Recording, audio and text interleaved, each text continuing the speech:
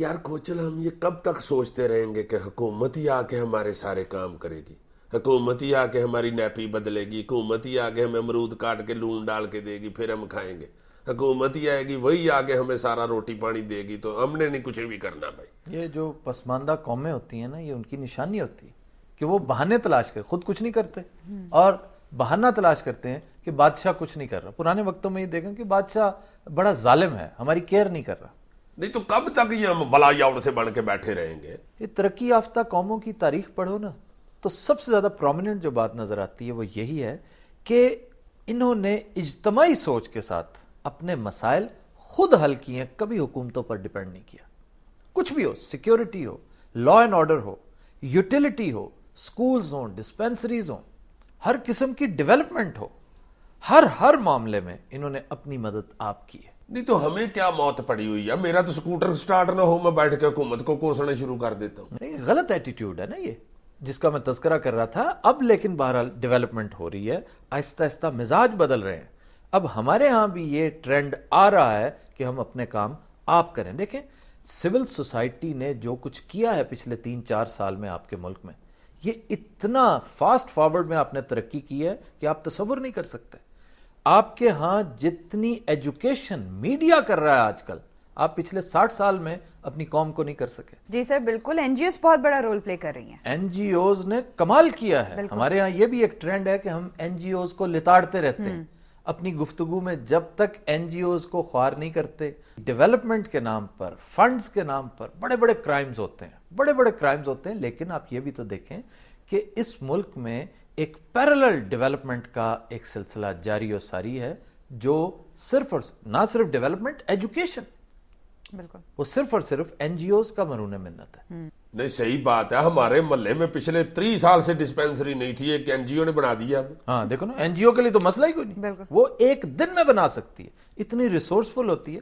چند روز پہلے میری ایک صاحب سے ملاقات ہوئی جو این جی او چلا رہے ہیں۔ ان کی این جی او کا کام یہی ہے کہ وہ گھروں سے جو دوائیاں آپ کے استعمال میں نہیں ہیں، ہماری عادت ہے نا کہ ہم خریدتے ہیں تو پھر بندہ ٹھیک ہو جاتا ہے جب مریض، تو دوائیاں ضائع ہو جاتی ہیں، وہ دوائیاں اکٹھی کرتے رہتے ہیں۔ اچھا جی، دوائیاں اکٹھی کرتے ہیں اور پھر اس جگہ پہنچاتے ہیں جہاں وہ دوائیاں نہیں ہیں یا جہاں پر کسی کی قوت خرید مریضوں بیچاروں کی نہیں ہے۔ دیکھو یہ کیسا لاجواب کام ہے، بہت اچھا، بہت بہترین۔ اور وہ کہتا ہے کہ ہم نے فوکس کیا ہوا صرف اس ایک کام کے اوپر، اور اللہ تعالیٰ نے اتنا کرم کیا ہے کہ وہ دن رات کے لوگ انہیں خود فون کر کے بلاتے ہیں کہ جناب ہمارے پاس اکٹھے ہو گئے۔ انہیں چھوٹے چھوٹے اپنے سب آفیسز بنا دیے ہیں کہ جی ہم نے بہت کچھ اکٹھا کر لیا ہے، اور آپ وہ کہتے ہیں کارٹنز کے کارٹنز آتے ہیں، ہم پھر غربا میں تقسیم کرتے ہیں، ہم پھر سیلاب زدہ علاقوں میں یا آفت زدہ علاقوں میں ہم بھیجتے ہیں۔ اسی طرح ایک تازہ ترین مثال جو ہے نا این جی اوز کی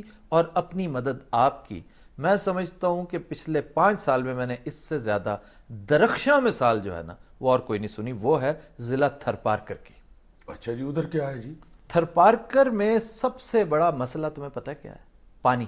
ہاں ایک دفعہ ہم شو میں ڈسکس بھی کر چکے ہیں۔ ہاں جی، پانی وہاں پہ، بلکہ ہم نے یہ ڈسکس کیا تھا کہ وہاں پر کیمیکل ملا پانی لوگ پیتے ہیں، کیڑے ہیں پانی میں، کیڑے، بہت سارا کچھ۔ ہم نے ساؤتھ پنجاب سے لیتے ہوئے آگے تک گئے تھے، سندھ میں گئے تھے، لیکن یہ جو ایشو ہے نا، میں یہ کہہ رہا ہوں کہ پانی ویسے ہی سوکھا رہتا ہے ہر وقت۔ اس علاقے کا سب سے بڑا پرابلم ہے سوکھا، ہر وقت تو خشک سالی رہتی ہے، سوکھا از دا پرابلم۔ پانی کسی شکل میں دستیاب نہیں ہوتا ماں سوائے ان چند مہینوں میں جو بارش کے مہینے، 2 مہینے 3 مہینے، وہ پھر ٹکا کے بارشیں ہوتی ہیں، بہت زیادہ پانی ہوتا ہے، ایکسیسو پانی ہوتا ہے۔ لیکن وہ جو تالاب ہوتے ہیں گاؤں میں، وہ بھر جاتے ہیں، اور پھر سورج کی تمازت سے 1-2 مہینے کے اندر اندر وہ جو بھرے ہوئے تالاب ہیں واپس وہ سوکھ جاتے ہیں، اور پھر پورا سال وہی پرابلم، وہی مسئلہ۔ اس این جی او نے ایک انتہائی لاجواب کام کیا۔ دیکھیں ذرا، اللہ تعالیٰ نے توفیق دی اور انہوں نے کام کیا کیا؟ انہوں نے ایک گاؤں کو جس کی ریکوائرمنٹ تقریباً 2 لاکھ لیٹر پانی سالانہ تھی، اچھا، اس میں چند مخصوص گھروں کے اوپر پیسے ڈال کے، پول کر کے پیسے، اسی این جی او نے خود خرچہ کیا، چند گھروں کو آمادہ کر کے کہ آپ اپنی چھتیں پکی کریں، اس کو، ان کی چھتوں کو آپ ایسی شکل دے دیں جو کہ بڑے بڑے پولز کی ہوتی ہے، بڑے بڑے تالاب سیمنٹڈ۔ اور یہ 2 سال پہلے کی بات ہے، بارشیں ہوئیں، وہ پولز بھرے، اس کا ایک خودکار نظام انہوں نے بڑا سادہ سا کیا ہوا تھا کہ جوں جوں بھرتا جاتا تھا پانی پائپس کے ذریعے زمین کے اندر انہوں نے نئے تالاب بنائے تھے، اور وہ بھی سیمنٹڈ تھے، اچھا ان میں بھرتا جاتا تھا کہ چھت کے اوپر نہ پانی رہے. وہ تو صرف پیالوں کی شکل میں نا واٹر ٹینکس بنا، ہیوج واٹر ٹینکس، ریزروز جو ہوتے ہیں پانی صرف اکٹھا کرنے کے لیے. پانی اکٹھا کرنے کے لیے. اب آٹومیٹیکلی پانی پائپس کے ذریعے ان میں سے نکل کے زمین دوز جو آپ کے ٹینکس تھے ان میں جانا شروع ہو گیا، ادھر محفوظ ہو گیا. وہاں پر انہوں نے لگا دیے ہینڈ پمپس. اچھا. اب پانی کی سپلائی ان کے پاس ہو گئی 2.25 لاکھ لیٹرز، جبکہ ریکوائرمنٹ تھی 2 لاکھ لیٹر. اچھا جی. 25,000 لیٹر پانی ایکسٹرا تھا ان کے پاس. واہ رے واہ. پچھلا سال جو انہوں نے گزارا ہے، اب اس کا ریزلٹ دیکھو. 15%، یہ ابھی پہلا سال ہے، 15% کمی واقع ہوئی ہے بیماریوں میں. ڈیفینیٹ ہوگی، اتنا گندا پانی پی پی کے بیچارے ان کی مت ماری ہوئی تھی. جی. دوسرا ان کے پاس ٹائم دیکھیں کتنا سیو کیا انہوں نے، کہ جو کتنی دور سے پانی لاتی تھی عورتیں، جو ایک اب کہیں نہیں جانا پڑے گا آپ کو، وہی توجہ آپ اپنے گھر پہ دیں، اپنے بچوں پہ دیں، اپنی زندگی پہ دیں، اپنے آپ پہ دیں. ترقی شروع ہو گئی. دیکھیں ترقی کا پہلا زینہ، ترقی کا پہلا قدم جو کس قدر خوبصورت، میں سمجھتا ہوں کہ ہمیں خراج تحسین پیش کرنا چاہیے ان لوگوں کو جو اپنی مدد آپ کے تحت یہ معاملات کر رہے ہیں، اس طرح سے چلا رہے ہیں سلسلے کو. لیکن اس میں ایک اہم رول اب پیدا ہوتا ہے حکومت کا.